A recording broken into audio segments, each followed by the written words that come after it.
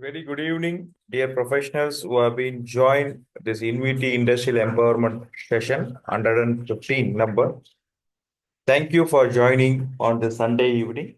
And I thank the participants who have been joined from Zoom and our YouTube and also have been joined on Microsoft. A warm welcome for today's session with respect to our National Energy Conservation Day. This program is going to be a most highlighted program towards how the energy saving is going to be there and how we are we going to use ISO 50001 energy management towards energy conservation. I'm Dr. K. Satyanarayanan. On today's session, we have been having our eminent speaker, Mr. M. Joel Franklin, sir. Sir, welcome for this wonderful session. And also on behalf of Team INVITY, I like to thank you for accepting our invitation. Thank you, Thank you, sir. Joel, sir. Thank Thank you, you. sir. And a short introduction about INVITY. INVITY is part of INVITY have been working with Sustainable Development Goals number 3, 4, and 9. Good health and well-being, quality education, industry innovation, and infrastructure. And we have been having a vision of invent, innovate, and inspire in the domains of research and development, corporate training, statutory and legal audits, digital solution, health and wellness. And with respect to our training wing, we have been having three stages of learning with starting from conventional digital based learning and action based learning and training models with respect to technology, safety, quality, and managerial. These are the different domains of quality trainings which our team has been handling on. With respect to the futuristic corporate training models, these are the different training models which has been introduced by Team INVITY. Every 6 months, once new futuristic training have been incorporated. Now we have been towards AI-driven EHG training programs. With respect to research, these are the three models which our team has been working on with respect to quality 4.0, data analytics in cattle farm, AR/VR technology, which has been incorporated for defensive driving. Health and wellness, we have been towards establishment of occupational health and centers towards the industries. And also we have been ensuring that a proactive wellness have been carried out in the centers of ergo yogic methodologies to ensure that occupational health centers is not only to cure the disease, it has to work as a preventive mechanisms. INVITY footprints, INVITY has been part of BMW and Titan. These are the different public sectors which team INVITY have been working on. INVITY contribution to the society, we have been part of KHFA, Heaven for Animals, who have been feeding more than 1,000 plus stray dogs in a daily basis. So, INVITY ESG journey, this program is also part of our ESG journey. As of now, we have been conducted 118 programs of ESG programs alone, and also total executive strains in 837 and ESG audits completed as of now with 62. So I have a pleasure to welcome today's speaker, Mr. Joel sir, who been working as a Director of Energy Management, National Priority Council, Minister of Commerce and Industry, a Government of India firm. His educational qualification, a vast educational qualification, who have been finished his Master of Engineering in Energy Management on Anna University. He is also a gold medalist in his Master of Engineering. And based on his interest on environment, he have been done MSc Ecology and Environment from Indian Institute of Ecology and Environment Department. He also have been finished MBA in ICFAI. Now he's been presently doing doctorate from NIT. Sir has been having a very vast experience of more than 3 decades on various sectors, and have been conducted more seminars with respect to energy management and energy conservation, how it has to be done. And he has also been authored books, and also he has been a co-author for Energy Audit Manual of Energy Management Center from Kerala. And he have been traveled to various countries for this energy management campaign. We all fortunate to have you, sir, on this mode. Thank you for accepting once again. The floor is yours, sir. I will mail you as a co-host, sir. You can able to share your slides and I can able to, yes. Am I audible? Yes, sir, you are audible, sir. Oh, thank you.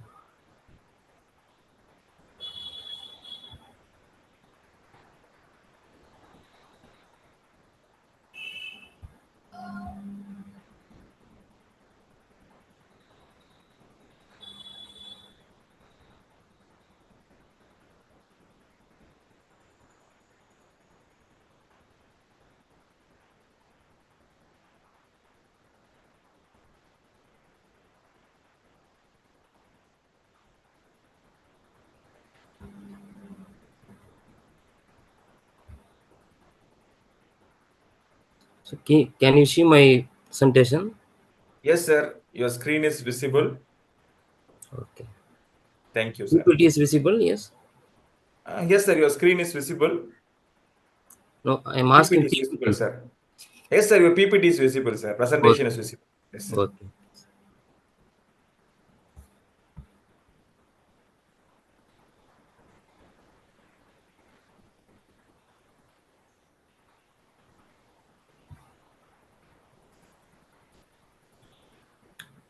Good evening, friends. First, I would like to uh, sincerely thank Dr. Satya Narayanan for giving me this opportunity to talk on energy conservation for industrial equipments. I would also like to wish you all for this National Conservation Day. I am very much privileged to be a part of this National Conservation Day celebration. Thank you, Dr. Satyanarayanan, for giving me this opportunity uh, as a part of this Thank you, sir. National Conservation Day celebration. So, dear friends, we will start the session. So, I would like to talk on energy conservation for sustainable future. So, in this session, we'll be discussing on energy, and different forms of energy, energy efficiency, what are all the energy conservation techniques we can adopt for industrial equipments. Industrial equipments in the sense there are electrical and thermal equipments. So we will see what are all the energy conservation techniques, energy conservation tips we can apply for these industrial equipments. So energy is the fundamental key for any economic activity. A country's economic growth depends on how much energy resources it has. And there are many issues related to availability, cost, and associated climate changes because of use of excessive amount of energy. As countries continue to modernize and expand, so these issues are becoming more and more. So we need to go for an alternative energy source, clean energy source, because we are now in the transitional change. Because when compared to conventional sources nowadays, your renewable energy sources cost are also coming down.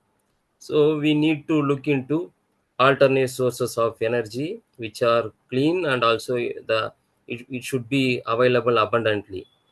When you see energy consumption, it increases with the global population.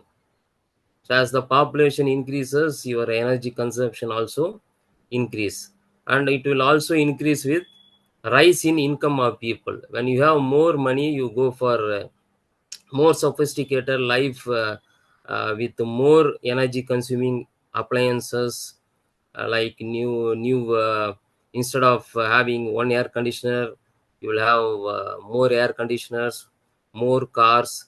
So your lifestyle will go, and also based on your income, your energy consumption will also go up. And the third one is new uses of energy. It refers to new technologies which are coming up, like your electronic gadgets, phones, and washing machines, and other electronic gadgets. So these also will increase the energy consumption. The last one, cost of energy. So only this factor will lead to reduced energy consumption. As the tariff, your power tariff decreases, then naturally you will use more energy. So when the cost of energy is less, for example, if your electricity tariff is 2 rupees per unit, so you will use left and right. When the electricity cost is very high, then you use the energy very cautiously. So coming to classification, so basically we classify energy into primary and secondary. Primary energy sources are nothing but these sources we uh, draw from nature, directly we get from the nature. Secondary energy sources are processed primary energy sources. For example, steam. Steam directly we cannot get from nature, so we need to convert the primary energy like coal, oil, and gas, and we need to convert this chemical energy into steam. And another example for secondary energy is electricity. So electricity also we cannot extract directly from the nature. We need to process, or we need to transform this primary energy into secondary energy. Other forms, commercial and non-commercial. Commercial energy will have an fixed rate, fixed price. Example, your petrol, diesel, all have fixed price.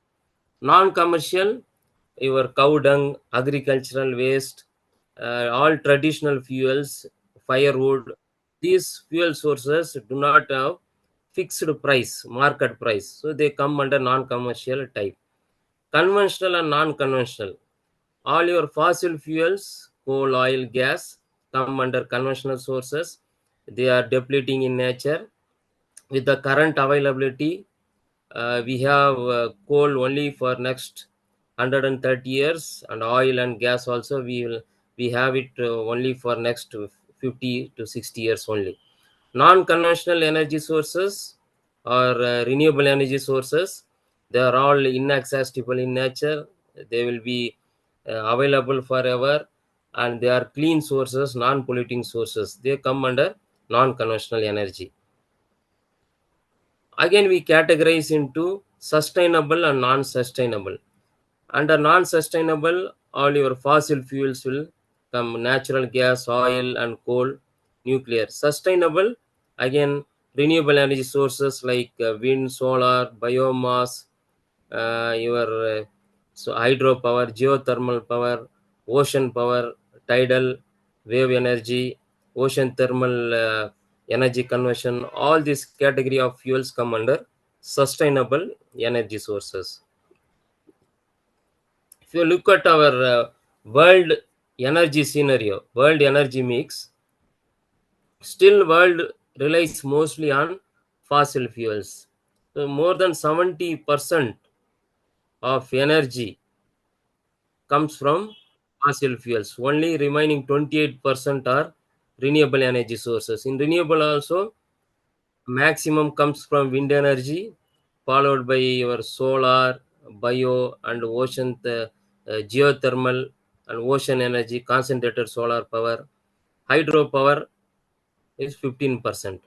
So still there is no sustainable development happening worldwide, because most of our energy demand is met by fossil fuels only as of now. If you look at our Indian energy scenario, our installed electrical capacity is 443 gigawatts.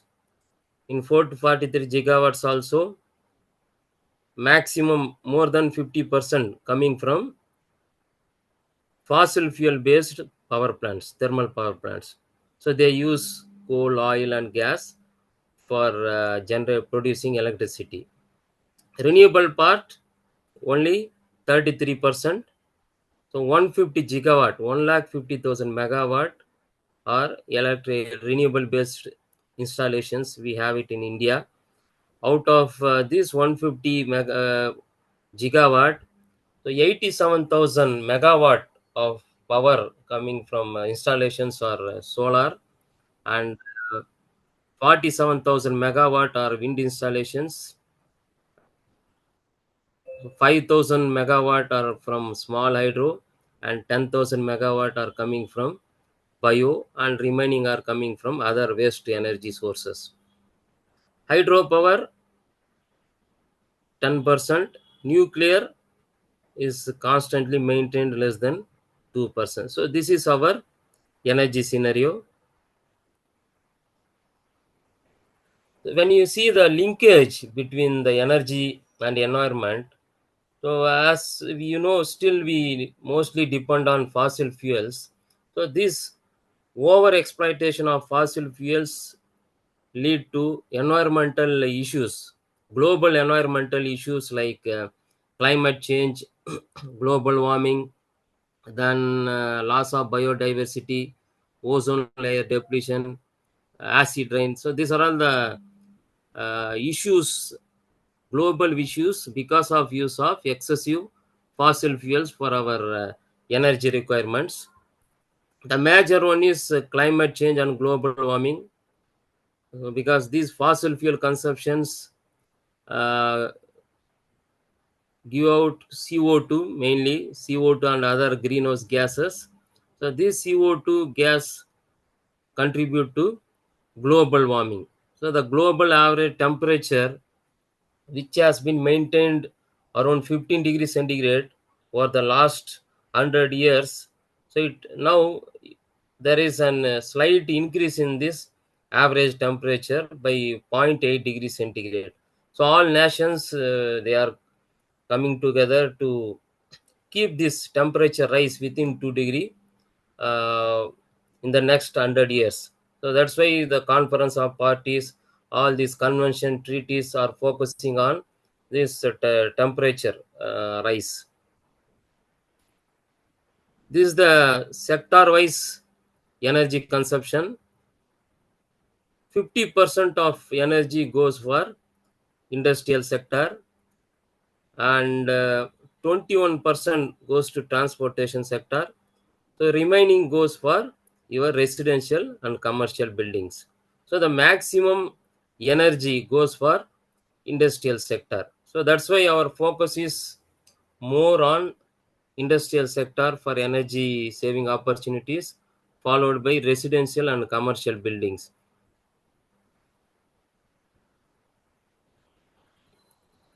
So in industries, there are two types of energy requirements. One is electricity. Electricity is to mainly run all equipments in an industry, and the second one is process requirements. So in for process, both for heating and cooling, we need energy. If you look at the total cost in an industry, 30% goes for energy cost. So other cost in industry are your raw material cost, labor cost. So among all these costs, more than 30% goes for energy alone. So to remain competitive in global markets, so an industry has to focus more on energy saving. So they have to use energy in most efficient and cost effective manner, so that it will lead to sustainable growth and they can be competitive in future global markets. These are all the benefits of energy efficiency. It will reduce your waste, it will reduce energy cost, it will improve quality, there will be increased productivity and profits, it will increase your competitiveness in global market. Because of reduced waste, it will minimize environmental damage, it will improve energy security, and finally lead to sustainable development. Sustainable development, when we talk about sustainable development, we need to understand what is this sustainable development. It is the development that meets the needs of the present without compromising the ability of future generation to meet their own needs. It means we need to use our energy and leave some energy for our future generation. So we need to use energy in a more optimized manner so that we leave something for our future generation, because these fossil fuels are depleting day by day, and there will not be any fuel uh, after say 150 years based on current availability. Maybe the because of new exploration, and when you find new coal mines and gas fields, oil fields, this duration may vary. But with current levels, so these fossil fuels will last only for next 150 years. So that's why our focus should be more on sustainable development, and we need to have sustainable solutions. The sustainable solutions are either you have to improve the energy efficiency of your whole system and also individual systems, or you need to look for an alternative fuel like renewable energy sources and clean fuels. So these are the only two solutions we have. So out of these two solutions now, so in this session we focus more on sustainable solutions through energy efficiency in industrial utilities. So energy efficiency in industrial utilities we classify into two groups. So the industrial utilities, we have generic equipments like we have motors and pump, fan, compressor, cooling towers, air conditioning, HVAC systems. So these systems come under electrical system, and other systems like your thermal equipments, furnace, steam systems, boiler, waste heat recovery systems, condensate recovery systems. So all these systems come under thermal utilities. So when you see different industrial utilities, electrical systems like what I have mentioned include both the electrical distribution system, transformers, motors, lighting system, electrical ovens, furnaces, and the driven systems like fans, blowers, ventilation system, pumping system, compressed air system.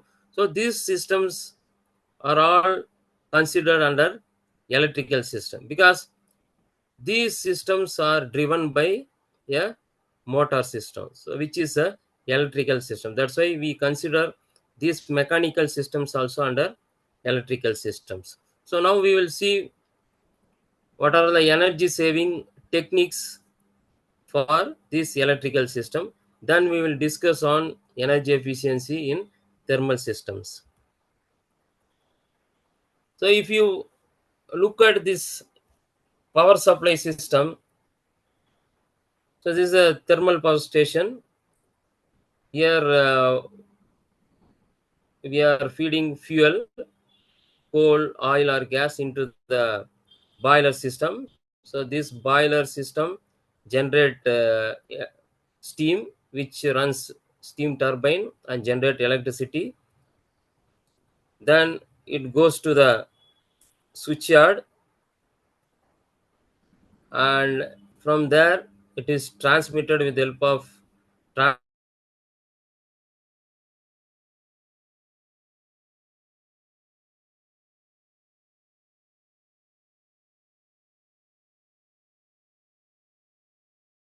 transfers happening at individual stages. There are different stages from generation point to customer point.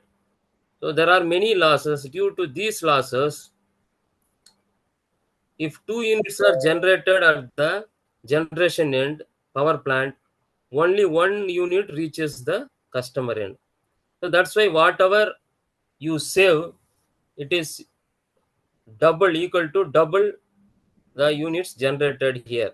If you save one unit of electricity at customer level, So you are saving 2 units of electricity generated from the generation point.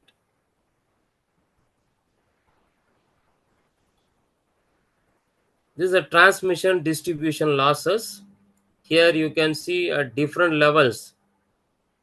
So generation side, in generation point, if you see the efficiency of the thermal power plant, it is the overall efficiency of a thermal power plant will be around 35% only. Then it goes to step up station. So in step up station, we are stepping up to 400 or 800 kilovolt and extra high voltage transmission. So we are going for higher voltages. So in this case, the losses will be just 0.5%. So from there again goes to extra high voltage transmission line. So here also the losses are just 1%. Then it goes to high voltage transmission substations. Here also you can see the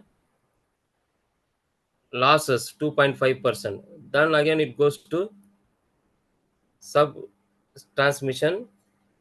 Then it goes to distribution stations. Here only 0.5% losses. Then primary distribution. Here also 5% losses. End user. So if you see from the generation to end user, if you multiply all individual efficiency at each stages, so you will get the efficiency of this 87% only. So this is known as cascade efficiency. At each level during transmission and distribution, so these are the different losses are happening. So we will see how to improve, at what stage there is a possibility to improve this transmission and distribution losses. So why we need to have high voltage in transmission and distribution lines? Because if you raise the voltage to higher levels, this is lead to lesser voltage drop. For example, if voltage is raised from 11 kV to 33 kV, then the voltage drop would be lowered by one third, and line loss would also be lowered by 1 by 3 square. So this is the gain advantage you get when you go for higher voltage in transmission and distribution lines. So other advantage is this I square R loss, power loss. So higher voltage means lesser current. So for lesser current, again your conductor size and the conductor cost will reduce, and this loss is also reduced because of this less current I square R. So because of these advantages, we are going for higher voltages during transmission and distribution. Other electrical systems, power factor improvement, distribution loss reduction, optimum loading of transformer, motor, efficient lighting, selection of high energy efficiency saving devices, energy conservation in pump system, energy conservation in compressor, heating system, energy conservation in fans and blowers, HVAC, cooling towers, chilled water system. So these are the different electrical systems. So we will discuss one by one. First, as far as this electrical system is concerned, first we will start with this electricity bill. So normally when we go for any energy efficiency study in an industry, first we collect electricity bill of that particular industry. At least 1 year bill we used to collect. Usually The electricity bill of an industry will have two parts for HT customers. The first one is your KWH consumption. So how many units KWH consumed? This will be billed separately. Then demand charges KVA. So you will have two parts in the electricity bill. One is for demand, and another will be for KWH. Plus, you will find penalty for PF, low, for maintaining low PF, and if you maintain uh, good PF, you will get incentive. Then fuel cost adjustment, electricity duty charges, meter rentals, then time of day, peak tariff, non-peak tariff, penalty for exceeding contract demand, surcharge. So these are the other components you find in a electricity bill. So first you need to analyze the electricity bill of your industry, and you will come to know how much is my KW charges and how much is my KWA demand charges. If there is, so through energy efficiency in electrical equipments, so you can reduce KWH charges, and the demand charges, how to reduce, how to manage, we'll discuss in subsequent slides. So your maximum demand is recorded in a cycle of 30 minutes.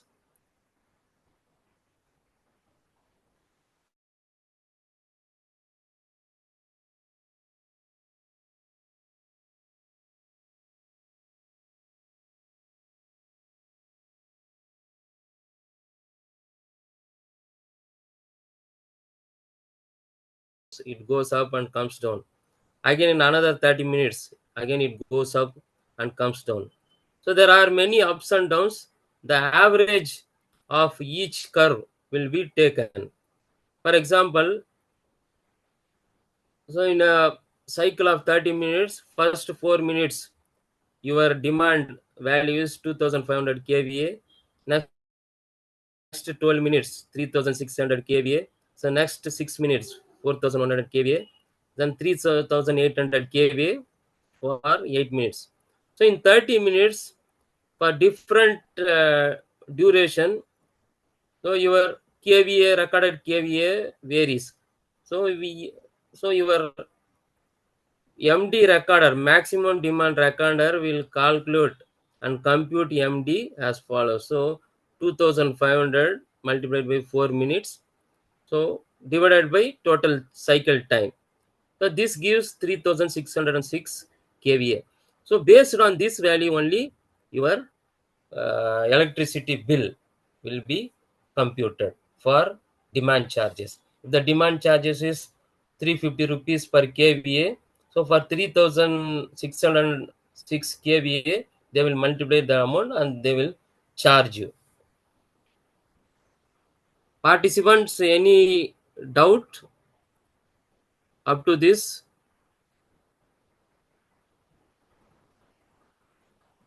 No, sir, I'm clear for this. So if I am going speed also, let me know, sir. I can go slow. Sure, sure. Sure, sir. The maximum demand controllers, they are available in the market. You can install maximum demand controller. So you can preset the maximum demand value. Suppose your maximum demand value is 3500 kVA. So you can preset this value in the maximum demand controller 3500 kVA. So the controller will keep on watching your demands. So it will follow your demand pattern. Whenever your demand crosses or approaches the preset value of 3500 kVA, so immediately it will shut down all your non-essential loads. So accordingly, so this system will be designed. All your non-essential loads one by one, it will shut down so that it will not cross the preset value. Otherwise, so when you cross your uh, contract demand value, you will be charged extra. So this is the function of the maximum demand controller. So most of the industries, large industries, they are now going for this maximum demand controller. So next option is power factor improvement. So in many cases, so the utility provider will put you penalty for not maintaining a good power factor. So there are different penalty limits followed in different states and different places. So if you take electrical loads in industry, there are two types of loads. One is resistive loads. Resistive loads are mainly because of resistance, like your incandescent lighting and heating, resistive heating. So these come under resistive loads. All other loads, for example your motors, there are many equipments which convert AC to DC, induction furnaces, transformers, your lighting, ballast type lighting, all are coming under inductive loads. So these inductive loads require two types of power. So in the case of resistive loads, so only one type of power is required. Active power is required. So it is 100%, almost 100% efficient. So 100% conversion will be there. So in the case of inductive loads, one is working power. We call it as active power, which is the actual power which transform into your action, motion. The next one is reactive power. So this reactive power is used to create and maintain electromagnetic fields. So this is the non-working power. So this power is a hidden power which is not directly taking part into work. It is used only to create and maintain electromagnetic field. So because of that, it creates reactive power component, KVR component. So when you add this active power and reactive power, the total power is your apparent power. So this we call it as a KVA. Your total KVA includes your active power, which is the real power, working power, and non-working power.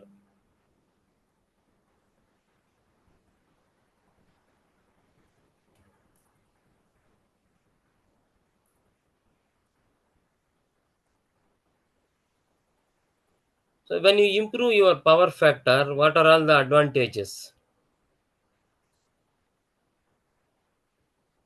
Reduction in KVR demand, which in turn will reduce your KVA demand, and because of this reduction in KVA demand, your transformer rating will also reduce, and your penalty. So this will avoid penalty when you go for good power factor, and because of reduction in line current, there will be reduction in line loss, there will be reduction in KVA demand, and these are the associated benefits we get: reduction in cable bus bar size, reduction in switch gear rating, because the overall requirement in terms of power will reduce. So in which in turn the associated benefits like all ratings, cable size, switch gear rating, transformer rating will also reduce.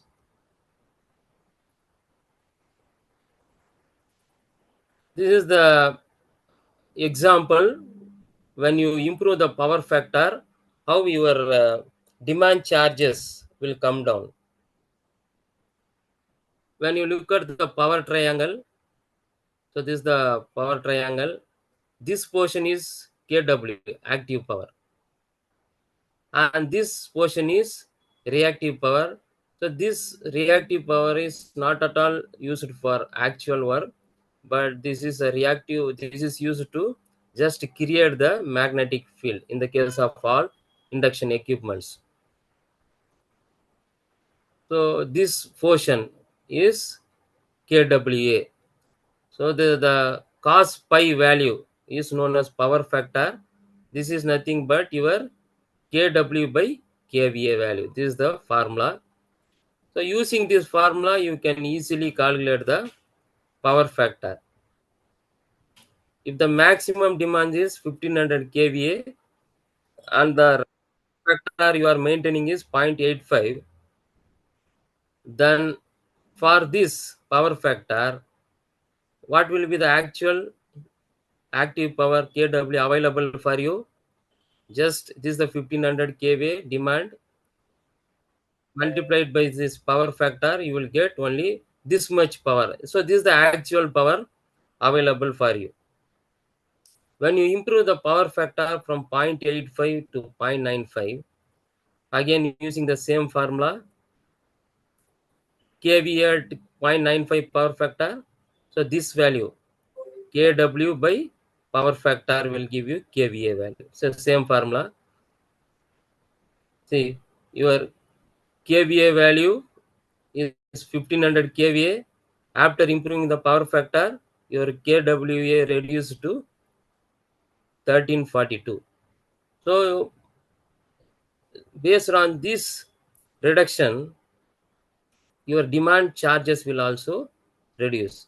So instead of, suppose if the maximum demand after power factor improvement is 1000 kVA, so instead of 1500 kVA, you can revise your demand to the utility provider to 1100 kVA. So this 400 reduction multiplied by your demand charges will be huge savings. For this power factor improvement, there are automatic power factor uh, devices are available. You can install this power factor, or you can go for capacitor bank. So capacitor, by adding the capacitors, you can improve your power factor. So how do I know the capacitor requirement? So for that also, here you can understand power factor from 0.72 to 0.95. So to improve this power factor, how much capacitors I need to add? So easy steps. This cos phi is your power factor 0.72. This is the percent power factor in your industry. You need to have 0.95. Then what should I do? How many capacitor, how much kVAR capacitors I need to have? So you convert this cos pi to tan pi and tan pi 2. This is your required power factor. kVAR required equal to, this is your power tan phi 1 minus tan pi 2. So this is your values if you substitute 398 kVAR. So this much capacitor if I add to my system, then my power factor will improve to 0.95. So the power factor benefits we have seen. What are the benefits? There are main benefits. Your demand kVA will come down and you will get more kW because of power factor, and associated all rating of your other components like transformer rating will come down, and you will get incentives for this power factor, and cable size and conductor size and switchyard size all will come down when you go for higher power factors. So in method 2, we can also calculate the kVAR required by using a table. So in the table,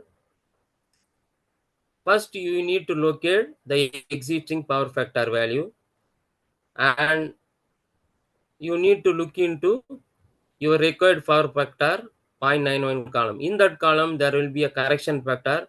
If you multiply that correction factor, you will get the kVAR ratings. I will show you the table.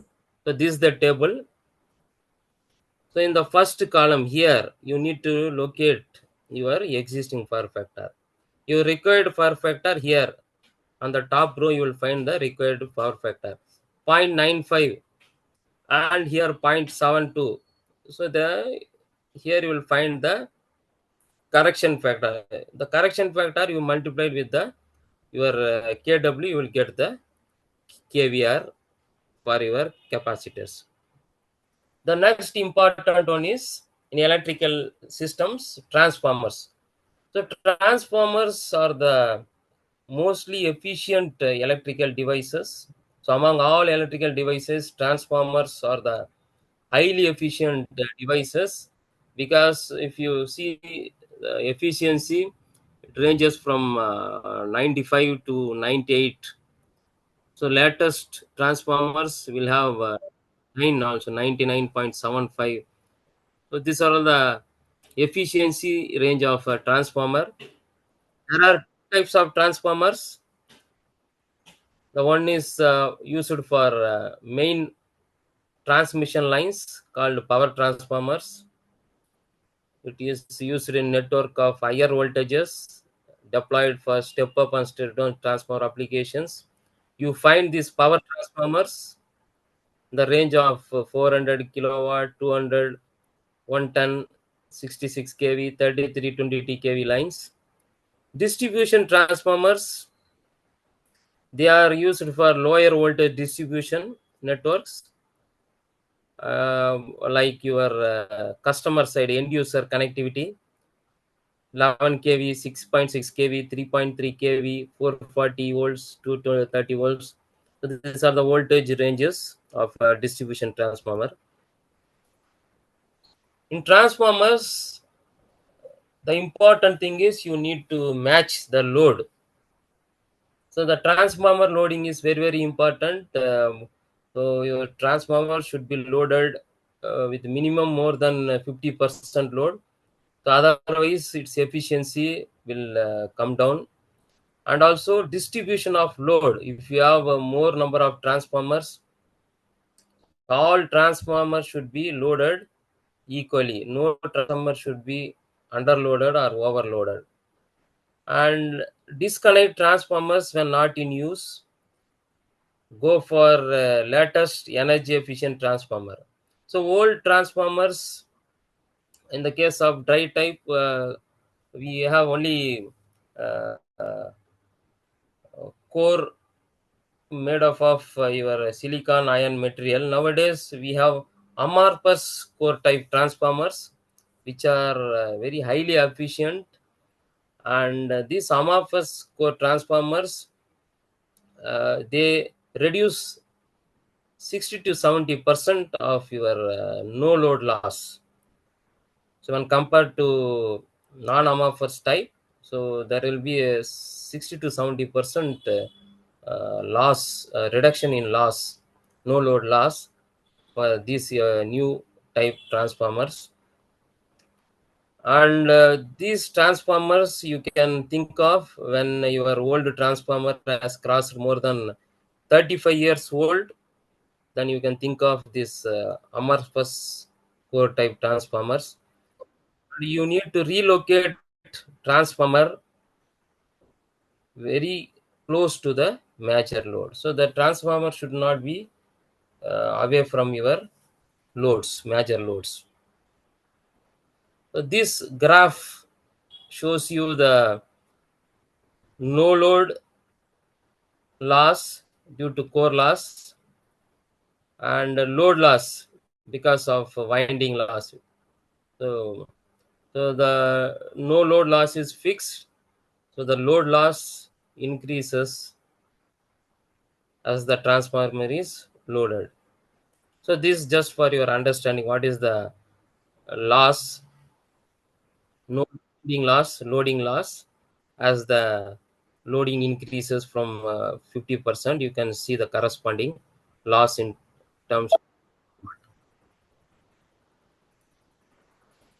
So in electrical system, these are all the ways to minimize losses, distribution losses. So as we have seen, you need to locate transformers and substations very near to load centers, and we need to reroute and reconduct feeders and lines where losses and voltage drops are higher. Then the next one is, we have seen the power factor improvement. Power factor improvement by incorporating the required capacitor bank at the load end. Then loading of transformers. So optimum loading should be there for better efficiency of transformers. Then for conductors, we can go for lower resistance AAAC, all aluminum alloy conductors in place of conventional aluminum core steel reinforced lines, and minimize losses because of weak links in distribution network like jumpers, loose contacts, and old brittle contacts. So we try to minimize these losses. So these are the different uh, techniques or ways to minimize distribution losses in an electrical system. The next one is motors. So the next electrical device is motors.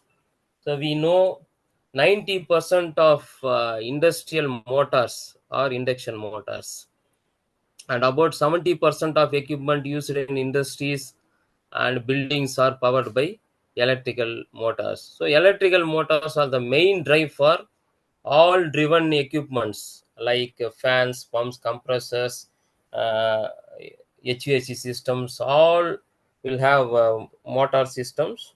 So these motor systems drive this mechanical system. So if you look at the cost, the purchase cost and operating cost, the operating cost is 100 times more than its purchase cost. So that's why when you make an investment for motors, you need to be very careful. So don't go for a very cheap and less efficient systems.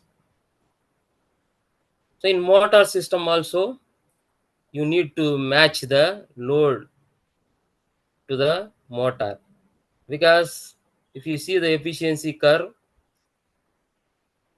so it increases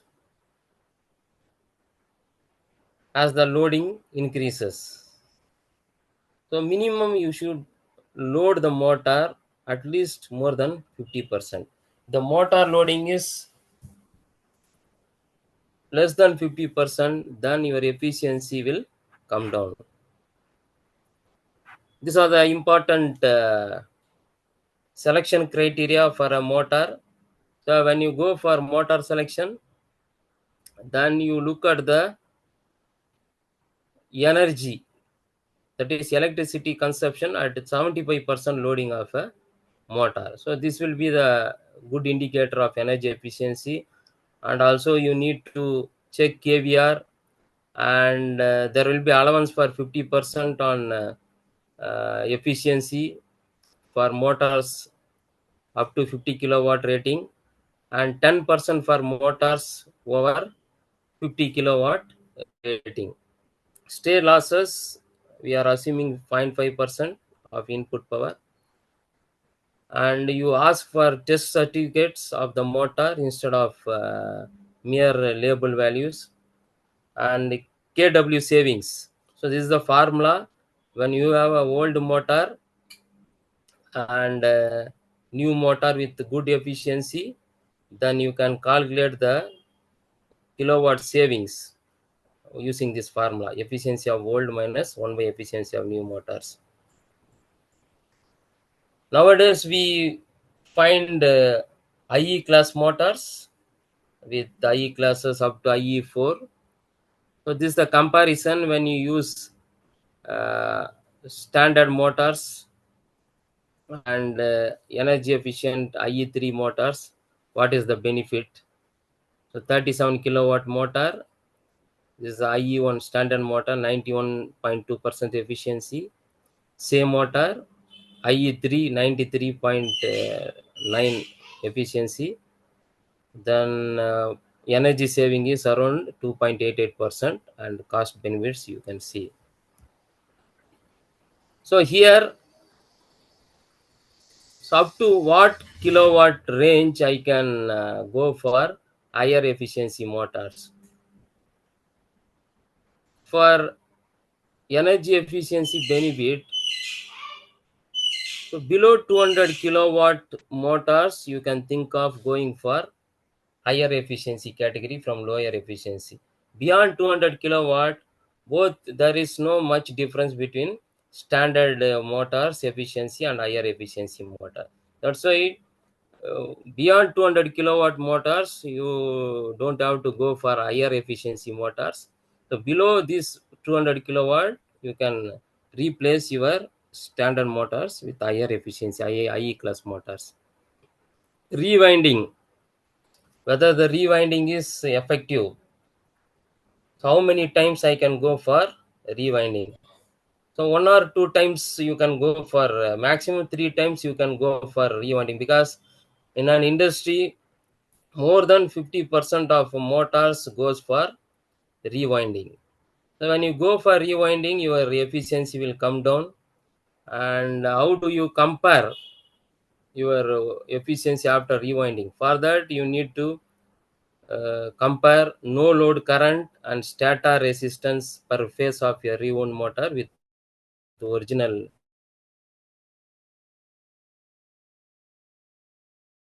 no load current and stator resistance at the time. So after rewinding, at the same voltage, you need to compare original no load current and stator resistance with the rewound motor no load current and stator resistance.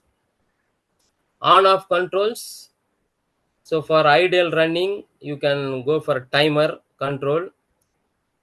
And on off is important, because when you switch on a motor, it takes 600% startup current. So if you switch off and switch on many times, your motor life will go. For that, you can go for soft starters are available. And if you operate your motor consistently below 40% load, then you can think of star delta connection. So this star delta mode, the operating star mode, will reduce the voltage by root 3 times. So thereby it will downsize your motor capacity. If the motor capacity is 15 kilowatt, so if you are using it for partial loads, your loading is only 40%.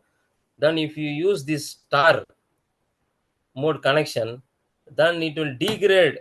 So it will reduce the capacity of your motor from 15 kilowatt to 5 kilowatt. So and it will also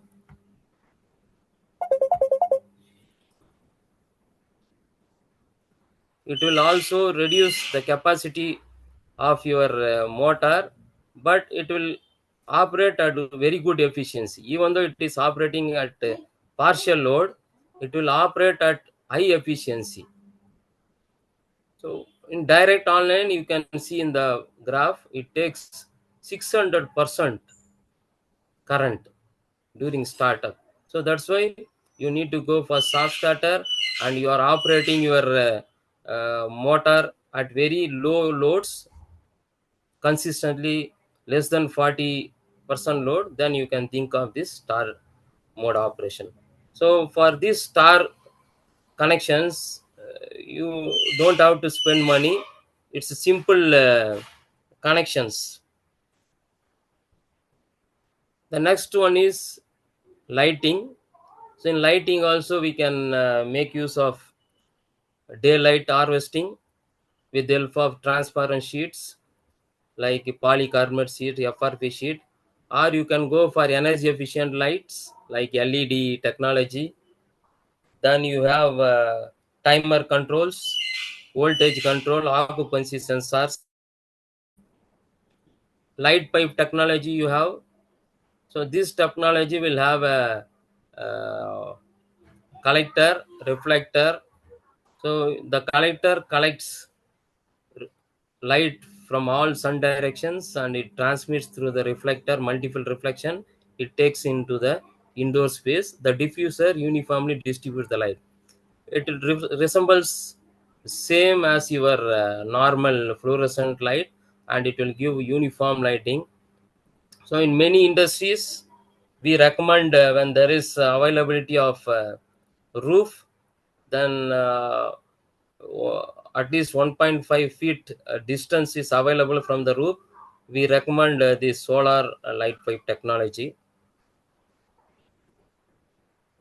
The other electrical systems we have pump and fan systems. In pump and fan systems, we look for load variations and also the capacity. If it is undersized or oversized, we will evaluate the performance, loading, and check for its size and recommend for the right size.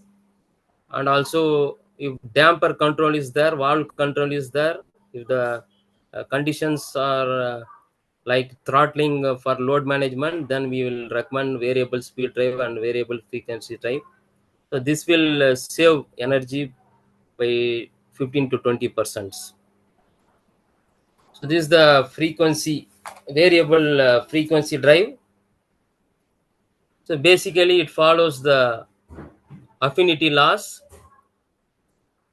So when the power is reduced by, when the speed is reduced by 10%, there will be power savings of 30%. So according to this affinity law formula, so based on that only we are using this VFD technology. So when you reduce the frequency, the RPM of the motor reduces. So as the RPM of the motor reduces, your power consumption will also come down. This is the basic concept of VFD technology. So coming to compressor, so there are many energy saving measures in compressors also. One is your pressure loss. To avoid the pressure loss, you need to uh, design a proper piping system and pipe diameter. When the diameter of the pipe is very less, narrow pipes will lead to more pressure loss. For that, we need to have a proper size pipe diameter. There is a formula to calculate. So for compressed air line, the recommended velocity of the air to be maintained is around 6 to 8 meter per second. So using this range, we can back calculate and design the required pipe diameters. So in industries, they don't have this knowledge of pipe size and all. Simply they will put any 1 inch pipe or half-inch pipe without any knowledge. There will be huge pressure loss. So the recommended pressure drop from the generation point compressor to the user end is just 0.5 kg. So if your generation point pressure at compressor is 6 kg, at the user end at least you should get 5.5 kg. So otherwise there is a problem with leakage and this. So leakage in an industry, you never imagine there will be 30 to 40% leakage will be there. So this is normal in the case of a industry. So this leakage through different size holes you can see in the table.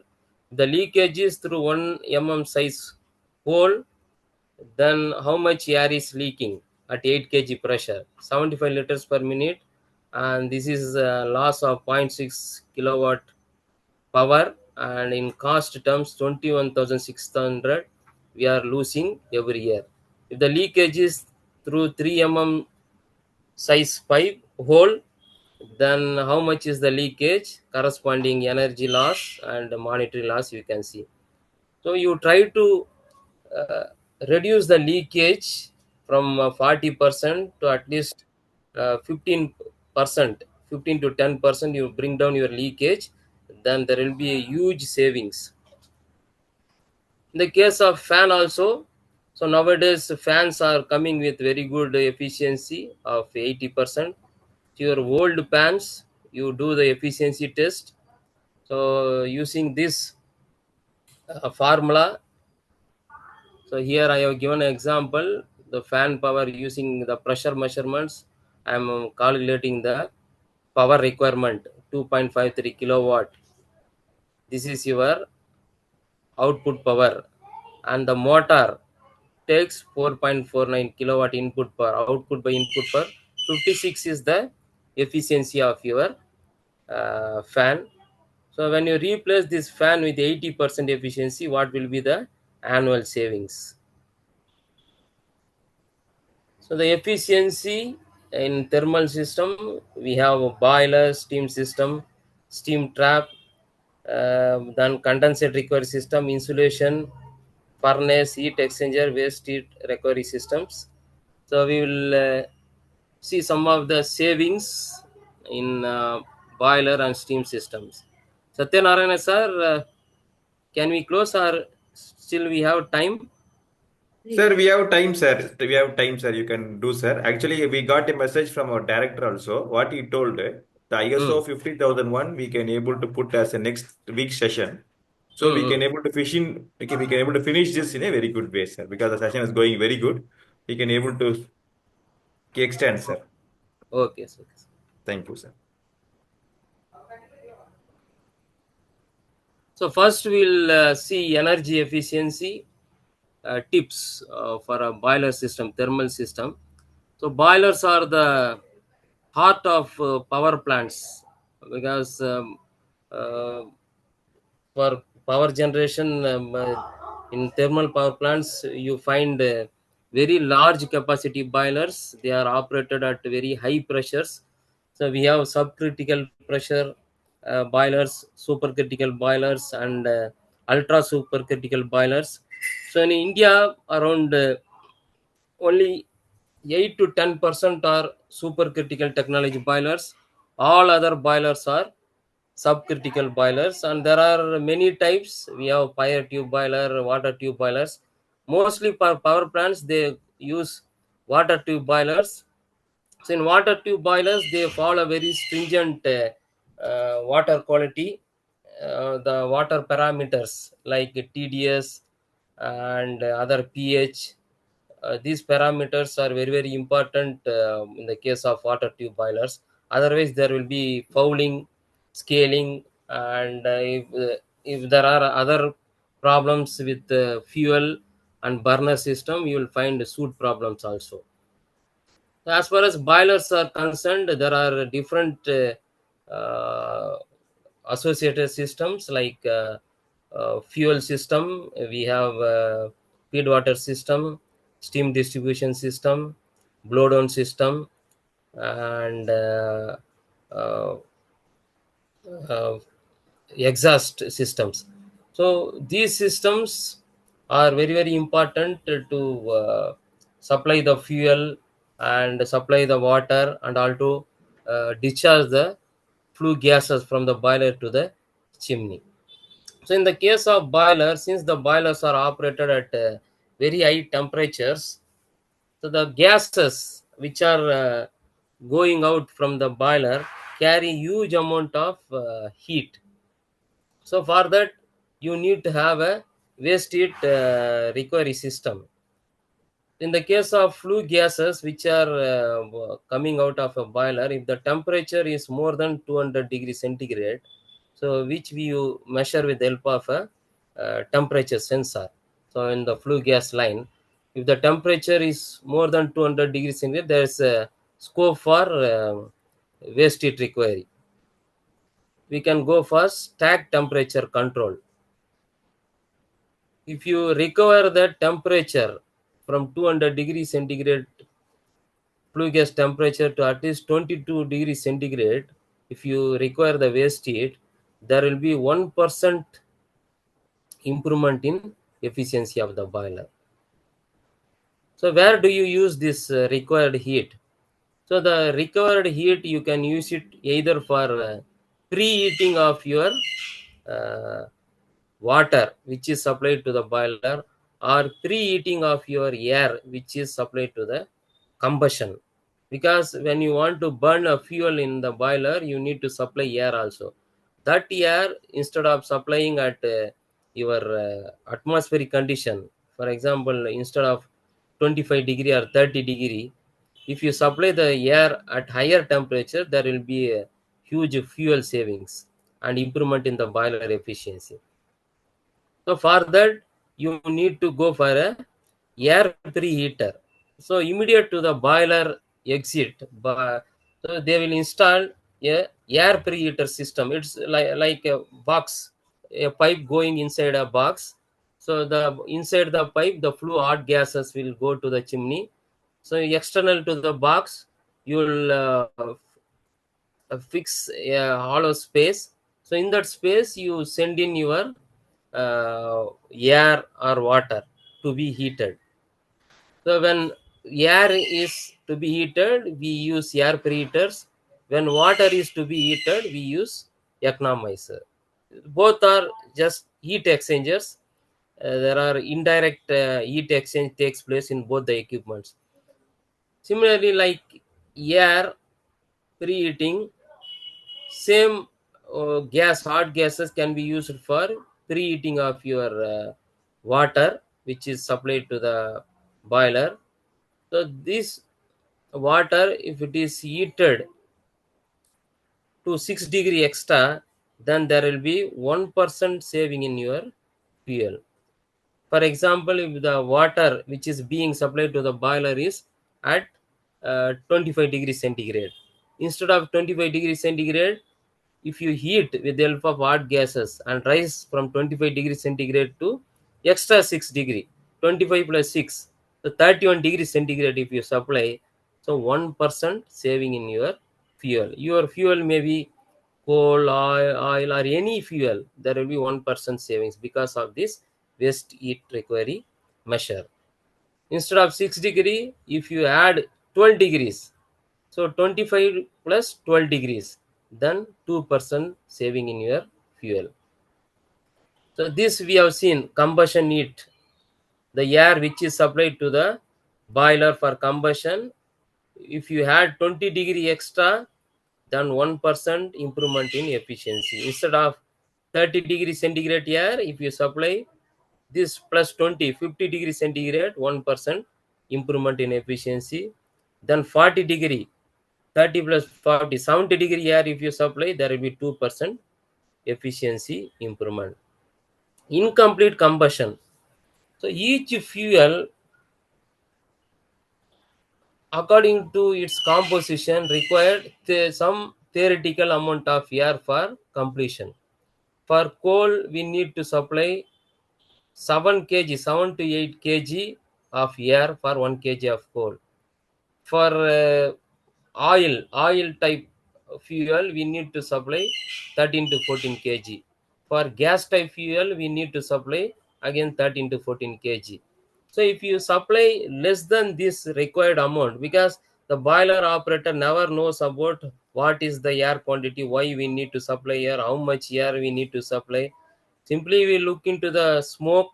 If it is a black smoke, you will supply more air. So if it is more fire, more heat, then you will reduce the fuel quantity. So only these two things he will do. He never knows about what is the impact of this complete combustion and incomplete combustion. Incomplete combustion is nothing but all your carbon matter in your fuel should be completed into carbon dioxide. That is complete combustion. So C, carbon plus oxygen, O2 should become CO2. So if it becomes CO2 fully, completely, there will be 8,000 kilocalories of energy released from this complete combustion. Incomplete combustion means instead of CO2, the carbon becomes only carbon monoxide. Then there will be a release of only 5,500 kilocalories instead of 8,000. So 2,500 kilocalories of energy will be lost when you supply less amount of air. This is the impact. So this drastically affects, reduces the boiler efficiency because you will get less heat. So for each fuel, according to their requirement, you need to supply the excess. So you cannot supply the exact theoretical amount of air, just 2 to 3% extra air you need to supply for complete combustion. If you supply excess air, then that will simply cool your combustion area, and you need to supply more fuel to maintain that heat inside the boiler. And that excess air also, if you try to reduce by 1%, your efficiency will increase by 0.6%. Radiation and convection heat losses in the case of a boiler. So in the case of small boilers, the radiation and convection losses will be around 2%. In the case of large power plant boilers, the convection radiation losses will be around 1%. So to improve this and also to reduce these heat losses, we need to go for good insulation. So these losses are happening from the surfaces of the boiler, and if there are any openings in a boiler or furnace, so through this the convective heat loss will happen. And mostly these losses are maximum 2% only. So by improving the insulation, we can take care of this loss. The next one is blow down loss. So in the case of small boilers, manual blow down they will do. So this blow down is basically to reduce the scale salt formed inside the boiler because of bad quality of water. So if you do not remove these sludges scales, it will be carried over along with the steam and damage your downstream equipments, like all components, pipelines, and turbine blades and other system walls. So we need to remove the sludge. So if you go for automatic blowdown, then there will be a savings, because the blowdown will release live steam at high pressure. Using this live steam at high pressure, you can generate low pressure steam. That steam we can use it for deaeration, or we can use it for other applications also. Low pressure steam we can generate with the help of this blowdown. In manual blowdown, the live steam is wasted, but in automatic blowdown, we can generate low pressure steam, which we can use it for deaeration and other applications. Scaling and soot losses. Scaling you can see in the water side, because of contaminants in water, mainly hardness and tds. So this will lead to scale formation in the internal surface of your water tubes. So this they can go for acid washing, and they can clean the tubes. Suits are nothing but black carbon deposits on the uh, fire tube side, on the walls of the surfaces of the tubes fire side. So this fire side soot will also reduce the uh, efficiency, because all the scale and soot they will act as an insulator and reduce the heat transfer. Steam pressure, boiler steam pressure. So in the case of process requirements, if the process requirements, mainly steam requirements, you should fix the temperature and pressure. So first you need to look into your process temperature requirement. If the temperature, because mostly simply they will generate at high pressures, 8 kg, 10 kg boiler they use, and with the help of pressure reducing valve, they will reduce and use it to maintain the temperature of your process requirements. If the process requirement temperature is 100 degrees centigrade or 150 degrees centigrade to be maintained, you don't have to generate your steam at 10 kg, 15 kg. You refer your steam table, and because the steam property corresponds to temperature and pressure. So according to temperature, the steam exhibits pressure. So according to pressure, the steam exhibits certain temperature.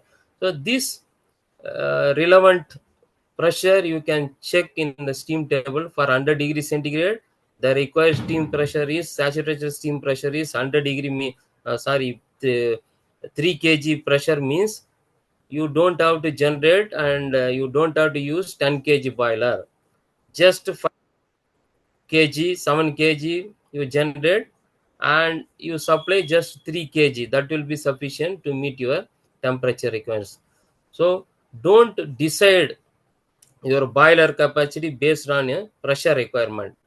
You check the temperature requirements of a process and reduce your boiler's steam pressure at the generation point. Then the second, the next one is variable speed controls. We already discussed in the electrical side. You can save electricity by going for VFDs in all rotating equipments, because we use fans, ID fan, FD fans in boilers. If there are load variations, you can go for VFDs, and also pumps are there. You can go for VFDs for pumping system also if there are load variation. Then boiler loading. So you try to load boiler minimum 25%. You go for large, don't go for large capacity boilers and use at minimum load. At least you try to use your boiler more than 25% loading. Then boiler scheduling. If you have many boilers in your industry, so all boilers should be equally loaded for better efficiency. Then the final one is boiler replacement.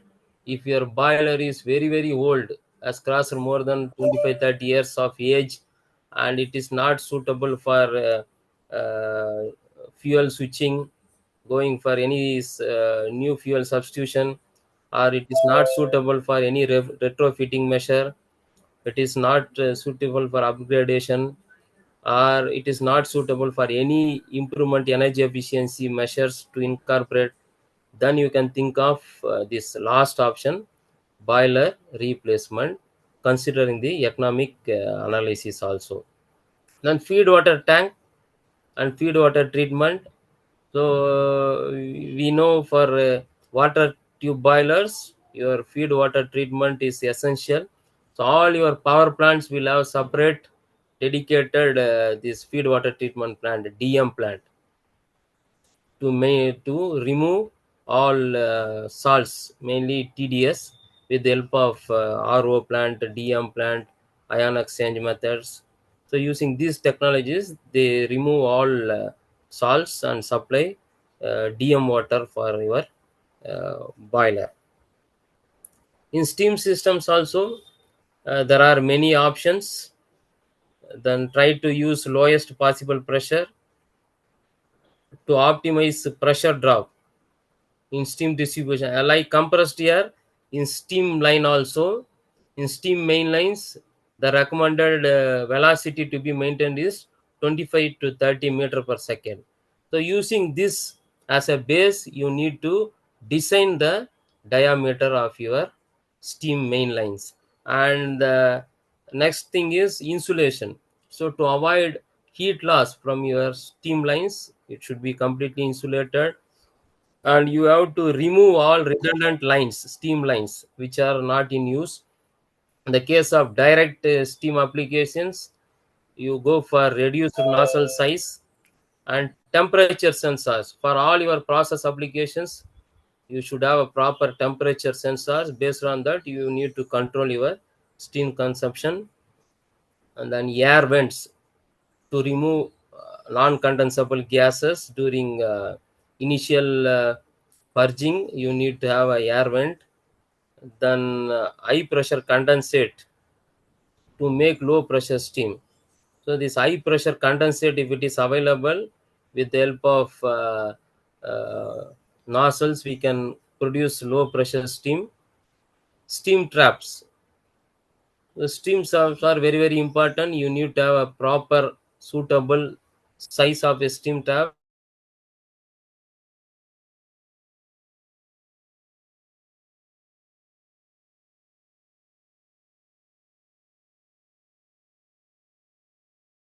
These are the steam traps available. So you need to have a suitable and proper type and size of a steam trap. And steam trap monitoring is also very very important, because each trap, if it is failed, it will leak around 5 kg per hour of steam, which is a huge energy loss. And try to have a meter in all steam lines. And you can have insulation for wall fittings also. So mostly the flange area, fitting area, they will leave exposed to other condition. There will not be any insulation. Nowadays, removable type insulations are available. You can have it on walls, fittings, on all flanges. You can have micro turbines. So in some places, they generate at higher pressures, and they, with the help of pressure reducing valve, they will reduce the pressure and use for applications. So instead of that, micro turbines are available in 20 kilowatt, 15 kilowatt are also available in the market. You can generate power. Then relocate equipment to shorten length of piping. So you need to have shorter length between your boiler and the end use system. Then there are vapor recompression are available. Using this vapor recompressor, we can boost the low pressure steam into high pressure steam. And also, if low pressure steam is available, we can go for absorption chillers. So this waste heat can be used in absorption chillers for refrigeration. So this is about your pressure reducing turbine. So when you have 3 tons per hour steam, with the help of a pressure reducing valve, you are reducing the pressure from 10.5 kg to 3.5 kg pressure. This is your requirement. Instead of pressure reducing valve, if you install 40 kilowatt turbine, pressure reducing turbine here, so this is your boiler, 10.5 kg steam is coming, pressure reducing valve, it goes to the process. So instead of pressure reducing valve, if you go for a micro turbine, 40 kilowatt turbine, so this 10 kg is used for power generation. It generates power, 40 kilowatt power, and this 3.5 kg goes to the process. You can see the annual energy generation, 3 lakh 22,400 units are generated. So the payback period is only 2 years. So this kind of options are available for energy savings. So whatever we discussed so far, we need to implement these energy saving options for electrical equipments or thermal equipments. We have energy management system ISO 50001, which will help for implementation process. And also we have energy saving companies, energy service companies, ESCO, called as ESCOs in India. So they will come and invest for this energy saving measure. And in energy savings, there will be a profit sharing between the client and the energy servicing companies. And banks, to support these energy saving measures, they ask for investment grade energy audit reports, DPR reports. So we, National Productivity Council, we uh, go for energy audit, and we come out with the energy saving measure and investment grade audit reports, DPRs. These DPRs will have details like the technology, energy efficient technology, and technical specification of this energy efficient technology, implementation plan, what is the cost involved, investment saving measures, everything will submit as a DPR, so to the industry, which will be helpful for them to go for uh, any investment and any loan from the bank. So this is all about energy conservation techniques for industrial utilities. So if you have any doubt, you can ask. You are most welcome to ask your questions. Thank you so much. Thank you, sir. Thank you lots. Yours thought process have been made apart from motor rewinding. The thoughts have been rewind towards the energy conservations, and also the energy conservation, as we have been discussing, the energy conservation is not only for the particular field. We have been contributing towards the larger, towards our, okay, towards our country goal also for net zero. Participants, if you have any doubts, you can able to put it in the chat box. You can able to put in the chat box, or you can able to unmute and you can able to put here also.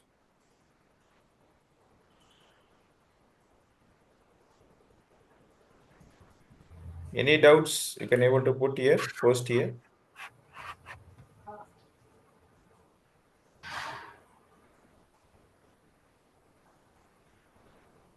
Joel said there is one question in the chat box. Ah, They have been asking that, Mr. Rajkumar sir have been asking that what should be the velocity of compressed air of 6 bar to be maintained for sizing the distribution line. so you can maintain 6 to 7 meter per second. So six Okay. to using taking as a fixed value of this 6 meter per second, you can back calculate your area of the cross sectional area of your pipe. From cross sectional area, you can calculate the diameter, and you can select that pipe size for your all compressed distribution system, compressed air distribution system. Thank you, sir. Sir, there is one question from our Microsoft window. The participants, okay, the participant is asking that is there is any bank scheme which they can able to opt while they are going to implement this energy conservation in the industries. So there are some banks like SIDBI, they are giving some soft loans in the sense low interest for supporting these industries, and also uh, uh, this TEDA, Tamil Nadu Okay. Energy Development Agency, you can approach. They will have some schemes, government schemes, the state government schemes. Through these schemes, they will give subsidy. When you go for investment in capital, some 30% or 50% subsidy they are giving. You need to invest first, and you can claim that subsidy amount. Excellent, sir. Thank you, sir. Schemes are Thank you, there. Okay. Thank you, sir. Thank you, Franklin, sir. And there is a question from Rama Subramanian, sir. These are the techniques we discussed. Thank you for it. And now ISO 50001 is linked here. Ramasubram sir, we have been posted you the link for next week's session. There we are going to see about exclusively about how this 50,001 is going to be linked with this energy saving and energy conservations. The link have been posted in the chat box. Okay. Any other doubts? You can able to unmute or you can able to put in the chat box. Okay. Okay, Franklin sir, as we told that the energy conservations, the topic is a very wide topic. We have been very impressed to see a lot of technical data. You made our Sunday as a technical Sunday with a lot of data, a lot of good practices based on your experience, which you have been made it very easy for us to understand the whole concept and make sure that what are the different aspects we have to see. We have been much impressed, and also our team who have been participated here, they have been more impressed to say that what are the different angles starting from air compressors, boilers, even the pipe which has been carrying on the energy conservation, how the holistically energy conservation can be seen in a different angle. So thanks for it, sir. Once again, on your very busy schedule, you have been opt for it. And also, I thank all the participants from Zoom and YouTube and also from Microsoft who have been joined, and we have been together, we have been approaching towards our 2070 goal of net zero. Once again, thank you, and I thank you, National Priority Council, for this wonderful opportunity. And also, Joel, sir, once again, thank you. Have a great Sunday. Thank you. Bye bye. So And dear thank you part, once again, Dr. Satyanarayan. Actually, for each equipment, we used to take 2 to 3 days on only energy savings, but I compressed everything for this 1 hour session. thank you, sir. We can able to feel that. Thank you. And also, I thank all the participants for this, and also for the e-certificate, the participants, you can able to give your feedback with your proper name so that you can able to receive your e-certificate. Thank you, Rajkumar sir. Thank you, Franklin sir, once again. I thank my Thank entire team for making this event a grand success, and thank you all once again. Bye bye.